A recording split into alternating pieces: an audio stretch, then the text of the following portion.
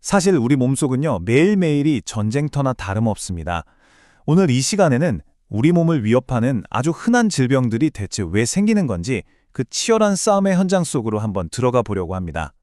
자, 그래서 크게 네 부분으로 나눠서 살펴볼 건데요. 먼저 우리 몸의 가장 작은 단위, 세포가 잘못됐을 때부터 시작해서요. 그 다음은 우리 몸 안에서 일어나는 내전, 그리고 우리 몸의 시스템이 꽉 막혔을 때, 마지막으로 시간의 흐름, 즉 노화가 가져오는 문제들까지 차근차근 짚어보겠습니다. 자, 그럼 첫 번째 섹션부터 시작해 볼까요? 바로 우리 몸의 가장 기본이 되는 이 세포들이 규칙을 어기기 시작할 때 과연 무슨 일이 벌어지는지에 대한 이야기입니다. 가장 먼저 이야기할 건 바로 암입니다. 흔히 암을 그냥 하나의 병이라고 생각하기 쉬운데 사실은 그렇지 않아요. 암은 무려 200가지가 넘는 질병을 통틀어 부르는 말이고요. 그 근본 원인은 딱 하나, 바로 세포가 죽어야 할 때 죽지 않고 끝없이 분열하는 겁니다. 근데 이 암이라는 게 갑자기 짠! 하고 나타나는 게 아니에요. 단계를 밟아가거든요. 처음에는 그냥 세포 수가 좀 늘어나는 이른바 과형성 단계예요. 이때는 아직 정상으로 돌아갈 수 있어요. 근데 여기서 더 나아가서 세포 모랑까지 이상해지는 이형성 단계가 오고 이걸 넘어서면 이제 걷잡을 수 없이 자라나는 진짜 암이 되는 거죠.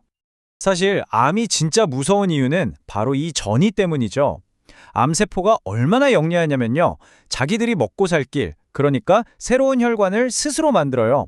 그리고 그 혈관을 고속도로 삼아서 몸의 다른 곳으로 이사를 가는 겁니다.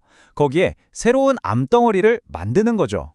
정말 똑똑한 악당 같지 않나요? 자, 이번에는 좀 다른 상황을 한번 볼까요? 우리 몸을 지켜주는 군대, 바로 면역체계가 갑자기 우리 자신을 적으로 인식하고 공격한다면 상상만 해도 끔찍하죠? 이게 바로 우리 몸에서 일어나는 내전입니다. 대표적인 예가 바로 류마티스 관절염이에요. 어떤 이유에선지 면역체계가 착각을 일으켜서 우리 몸의 멀쩡한 관절을 적으로 보고 공격하기 시작하는 겁니다. 그래서 관절에 염증이 생기고 변형까지 일어나는 거죠. 사실 알레르기도 비슷한 맥락에서 이해할 수 있어요. 물론 류마티스만큼 파괴적이진 않지만요. 이건 우리 면역체계가 사실은 아무렇지도 않은 외부 물질에 대해 너무 과민하게 반응하는 거예요. 일종의 오버액션이라고 할 수 있겠네요. 그럼 그 범인, 그러니까 알레르게를 일으키는 물질, 알레르게는 뭘까요? 보시면 아시겠지만 정말 흔한 것들이에요. 봄철의 꽃가루, 침대에 있는 진먼지 진드기, 심지어 땅콩 같은 음식까지. 대부분의 사람들한테는 아무 문제가 안 되는데 말이죠. 그런데 정말 흥미로운 사실이 하나 있습니다. 알레르기를 현대병이라고도 부르거든요. 왜냐하면 이 그래프를 보세요. 선진국에서 알레르기를 앓는 사람들의 비율이 개발도상국보다 훨씬 높죠. 뭔가 우리의 현대적인 생활 방식과 관련이 있다는 강력한 증거 아닐까요? 면역체계 문제의 마지막 예시는 에이즈, 즉 후천성 면역결핍증 후군입니다. 이건 면역체계가 우리 몸을 공격하는 게 아니라 HIV라는 바이러스가 우리 면역체계 자체를 아예 파괴해버리는 병이에요. 방어군이 사라지니까 다른 사소한 감염에도 우리 몸이 속수무책으로 당하게 되는 거죠. 자, 이번에는 시선을 좀 돌려서요. 우리 몸을 하나의 거대한 도시라고 본다면 그 도시의 상하수도 시스템, 즉 배관에 문제가 생기면 어떻게 될까요? 우리 몸의 중요 통로들이 막혔을 때의 이야기입니다.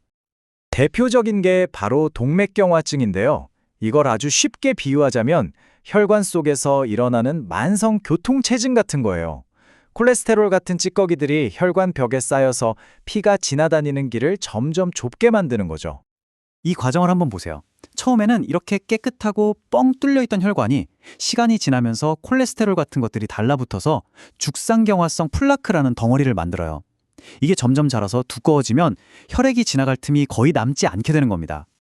그러다가 진짜 위험한 순간은 언제 찾아오냐면요. 이 플라크가 어느 순간 펑 하고 터져버리는 거예요. 그럼 우리 몸은 상처가 났다고 생각해서 그 위에 피를 굳게 만드는데 이걸 혈전이라고 하죠. 이 혈전이 혈관을 완전히 틀어막아 버리면 그게 바로 심정근육으로 피가 못 가는 심장마비가 되는 겁니다. 근데 이런 막힘 현상이 혈관에만 일어나는 건 아니에요. 우리의 호흡기, 즉 폐에서도 일어날 수 있습니다.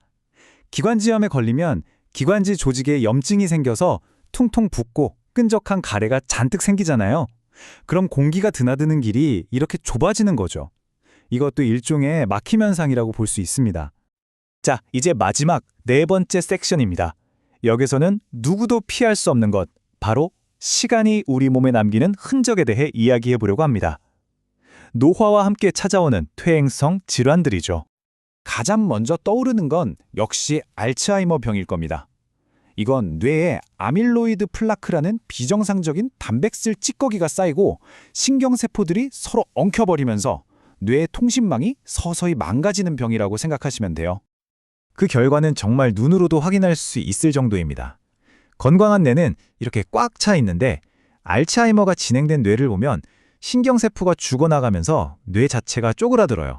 특히 기억이나 생각을 담당하는 부분이 심하게 위축되는 거죠. 50%. 이 숫자가 뭘 의미할까요? 80세 이상 인구의 절반? 그러니까 2명 중 1명은 어떤 형태로든 신경계 질환을 앓게 된다는 뜻입니다. 정말 생각보다 훨씬 심각한 문제죠? 알츠하이머와 함께 많이 언급되는 노인성 뇌질환이 바로 파킨슨병입니다. 이건 우리 뇌에서 도파민이라는 물질을 만드는 세포가 점점 사라지면서 생기는 병인데요. 도파민이 우리 몸의 움직임을 부드럽게 조절하는 역할을 하거든요. 그래서 파킨슨병에 걸리면 몸이 떨리거나 뻣뻣해지고 움직임이 느려지는 증상이 나타나는 겁니다. 시간의 흔적은 뇌에만 남는 게 아닙니다. 우리 몸을 지탱하는 기둥, 바로 뼈도 약해지죠. 골다공증이라는 말 많이 들어보셨죠? 말 그대로 뼈에 구멍이 많이 생긴다는 뜻이에요. 심한 경우에는 뼈의 미네랄 밀도가 무려 30%까지 줄어들기도 해요. 뼛속이 마치 바람든 무처럼 혹은 구멍 숭숭 뚫린 스펀지처럼 변해버리는 거예요. 이러니 작은 충격에도 뼈가 툭 하고 부러지기 쉬운 거죠. 자, 이렇게 세포의 반란에서부터 시작해서 면역계의 혼란, 우리 몸 시스템의 막힘, 그리고 시간의 흐름에 따른 노화까지 우리 몸속에서 벌어지는 다양한 전쟁들을 살펴봤습니다. 핵심은 결국 균형인 것 같아요. 이 복잡하고 정교한 시스템의 균형이 무너질 때 병이 시작되는 거죠. 우리가 인간의 수명을 계속해서 늘려가고 있는 지금 어쩌면 이 균형을 어떻게 지켜나갈 것인가가 우리에게 던져진 가장 큰 숙제가 아닐까요?